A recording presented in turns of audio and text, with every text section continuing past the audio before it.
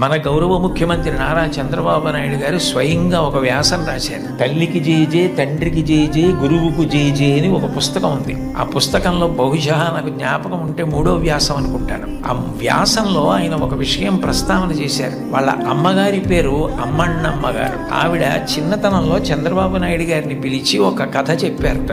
ఒరే నాన్న, మనిషి కష్టపడాలి. ఎందుకు కష్టపడాలో తెలుసా?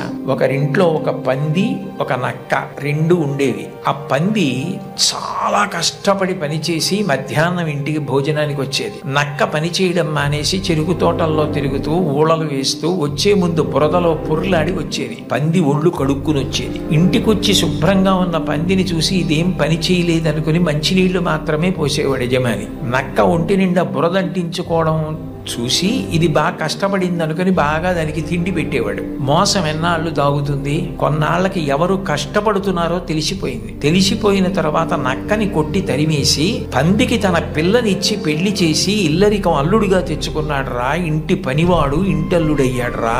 కష్టపడిన వాడు వెనక్కి తిరిగి చూడడు జీవితంలో. కష్టపడడం నేర్చుకో అని మా అమ్మ నాకు చిన్నతనంలో చెప్పింది. మా అమ్మ చెప్పిన కథ నా జీవితానికి దిశానిర్దేశం చేసింది.